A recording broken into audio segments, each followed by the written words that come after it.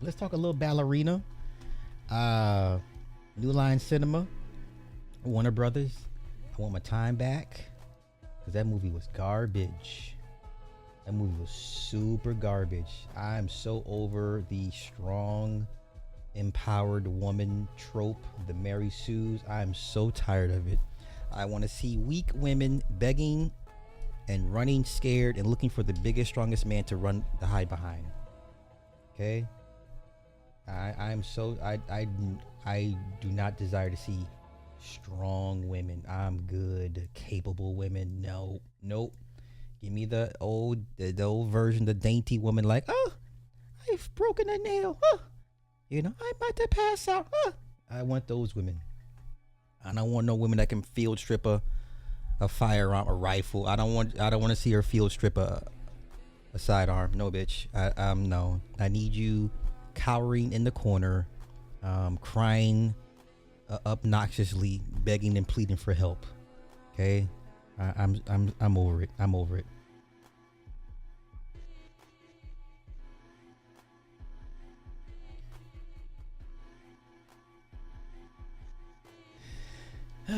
I'm over it. I'm over it.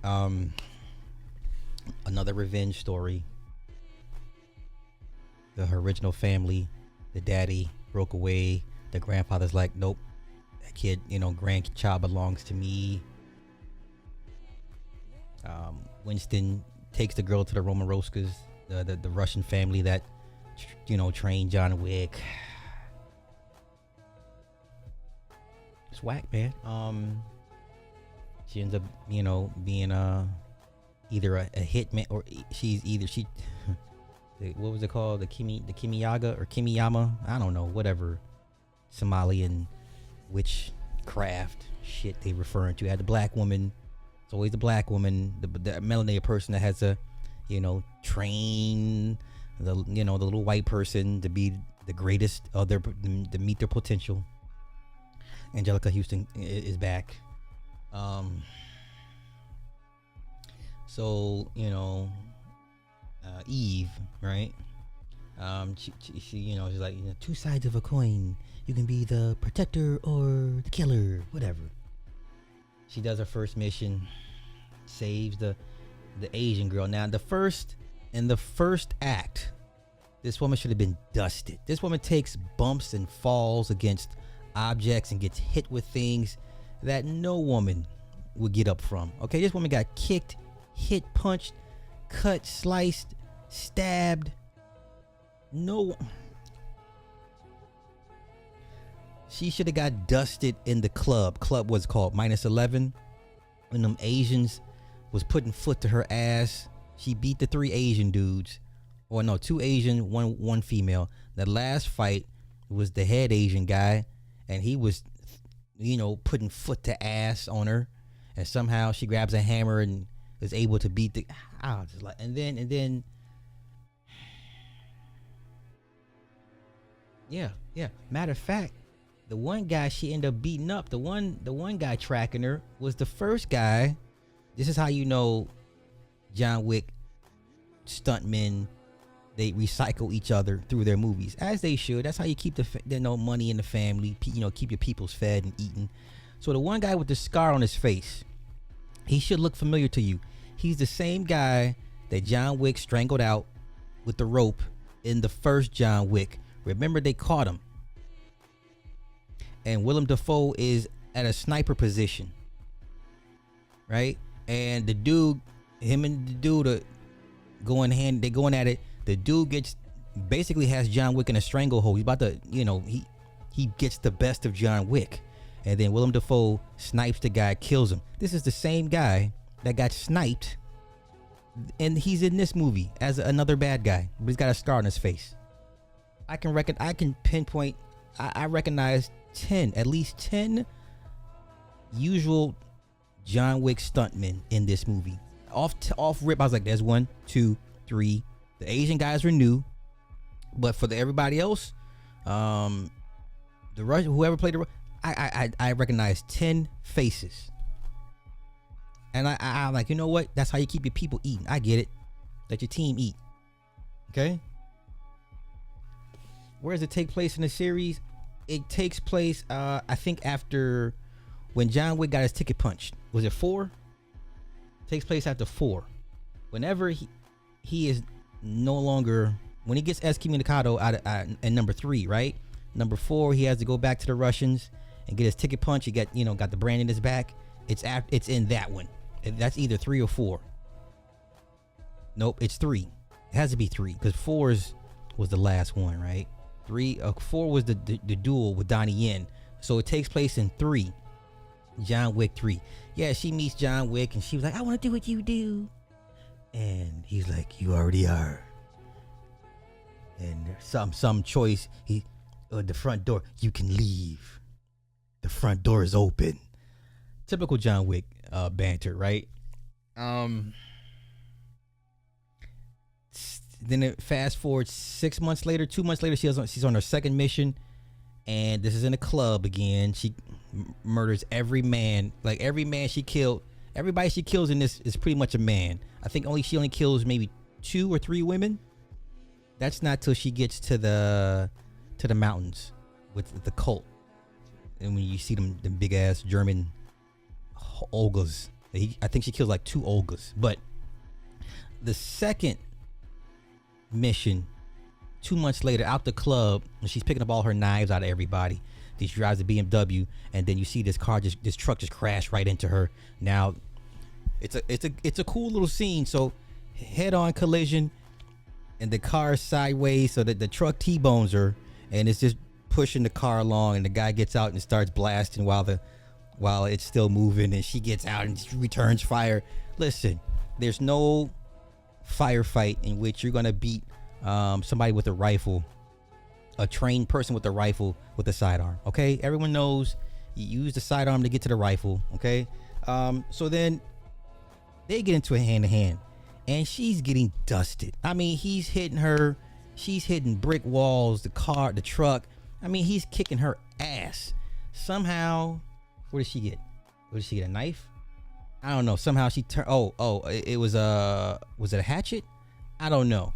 Somehow she gets her hands on a hatchet, and all of a sudden, she turns the tide and and kills the guy. Hits him in the face with the. I was like, I was halfway done with this. I checked. I was like, here we go. Okay, so this is what we got. This is what we're doing. So then, the guy. She's looking for the cult that killed her father. Norman Reedus' character is a excommunicado out the cult. He has a daughter. Grandfather wants his granddaughter back, so she goes to the Continental in Prague, and then he's like, "You don't know what you done.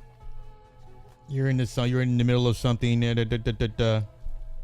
This foot chase, shootout, blah skibby blah, blah. Ain't nothing you ain't never seen before. So then she decides to go against the director, which is Angelica Houston, and disobey orders. She goes to Winston, hey, I'm looking for the cult. He's like, And then she goes into the city. Oh no, before she goes to the armorer. His name is Frank. Big black dude, English accent. The cult shows up, shoots the place up. Somehow she just uses grenades and kills damn near everybody. She uses the grenades. She goes to the city where they're hiding out in the mountains, and she literally, when I tell y'all, she literally kills an entire city by herself. She literally kills an entire city of trained killers by herself. John Wick shows up. The director so the grandfather's like, hey, calls the director, say, one of your people is out here running rogue. She's like, she's not acting on my behalf. We have a truce. We ain't got nothing to do with that. He's like, call her off, or we gonna have problems. She's like, okay, I'll call somebody. I'll fix it. John Wick shows up. Now I'll say this version of John Wick does not take no punishment. Normally in John Wick's, he gets they get their hand, they toss him around pretty good. And this John Wick, I don't know what happened with this guy. This guy, he doesn't get a fist laid upon him. But anywho, he shows up. They face off between her and Ballerina. She's like, "Oh, they sent you to kill me, or you can leave." Remember do you remember me at the training? You said I had a choice. Everything's a choice.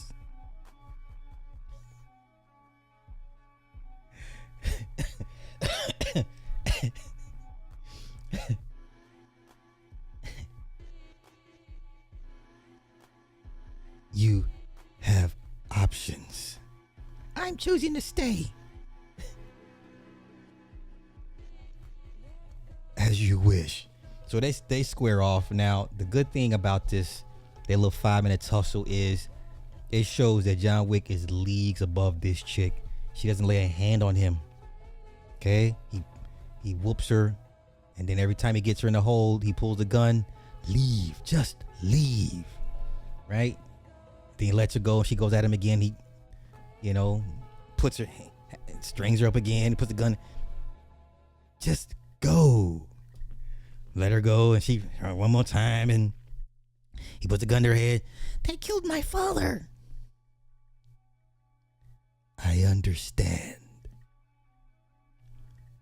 He looks at his watch. You have till midnight. Rules. I know rules. And consequences. So he gives her till midnight to go kill Gabriel Byrne's character, the Chancellor.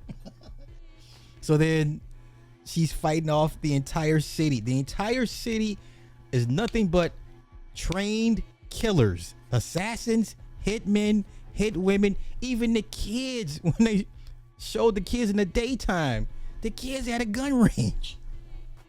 Even the kids had a gun range. So early in the day, before John Wick shows up, in the daytime, she goes to his restaurant, and that's when the guy with the rehashed bad guy from the first John Wick shows up, and yeah, somehow she beats him. I mean, she had him in an armbar. And now, if you watch enough UFC, you've seen enough UFC movies where they put the armbar, legs wrapped around the head, and you got the arm so you can just get pop it this way. So she has him in that, and he lifts her up. And every time you see it happens in UFC, what happens? They usually let go right before they hit the mat, or they hit the canvas, and they pretty much get knocked out. So he lifts her up, he hits her over the table twice. She still wouldn't let go. Then he moves her over to the edge of this, I don't know, this stand, and then she ends up breaking his arm, and then she shoots him. I'm like, this is the dumbest shit ever. Like, this bitch is 100 pounds. You don't have that.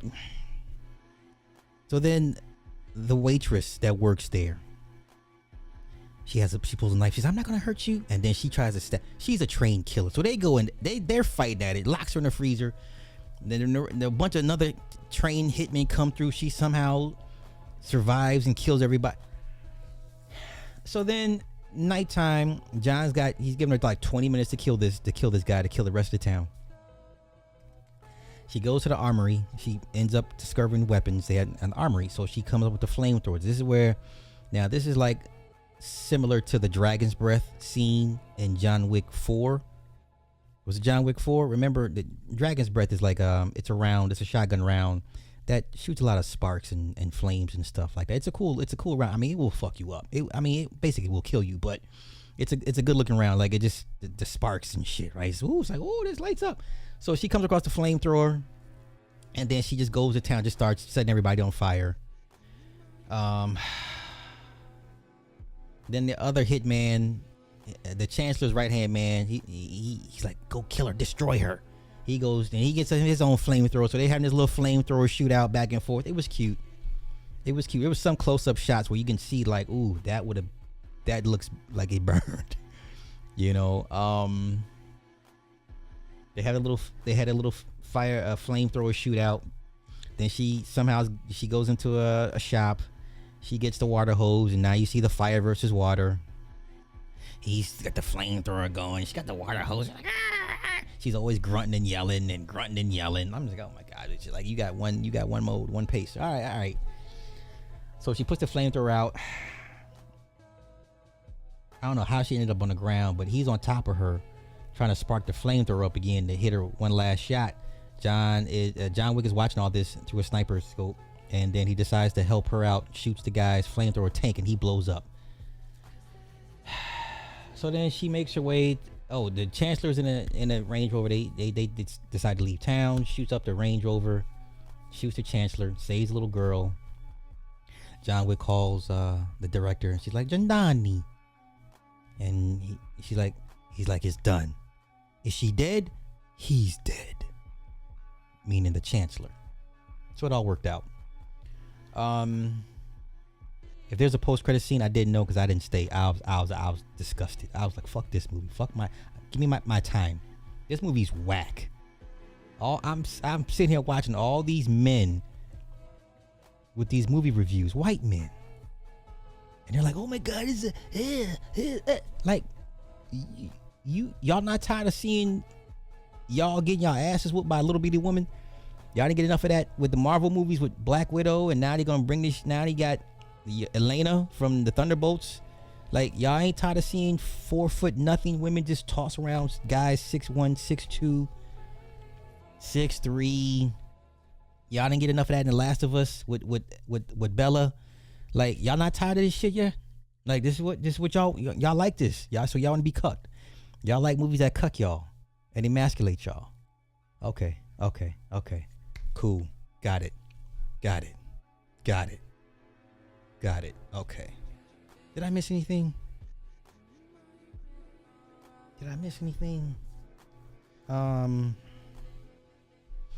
No, I think that's pretty much it. Save your money. Don't even wait for it to come on streaming. Matter of fact, let's take a look and see what it's doing at the box office. This movie was a whack. Listen, I'm sorry. I no longer want to see any women. I just don't. I'm good. If she ain't built like Brock Lesnar's daughter, I don't want to be bothered. Okay? If the woman ain't built like Brock Lesnar's daughter, I don't want to be bothered. I do not want to be bothered. What's it doing so far? At 10 million.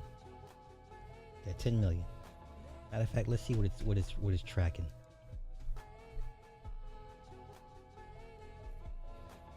Ballerina tracking numbers. What is it doing? What's it tracking to do?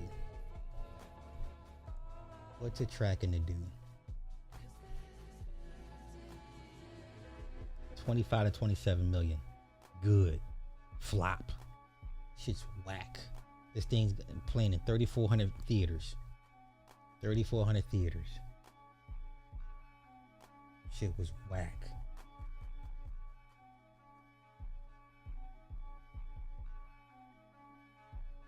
Yeah, it was tracking to open 35.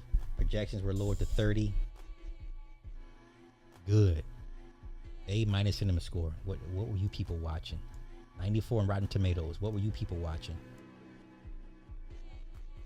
Yeah, men went to go see this dumbass shit. Yeah. Y'all went to go see this dumbass shit. Like I said, take place during 3. Yeah, I was right. Oh, the only good thing is as Lance Reddick, before he died, he last cameo. That was good seeing him back on screen. But man, hell with this movie.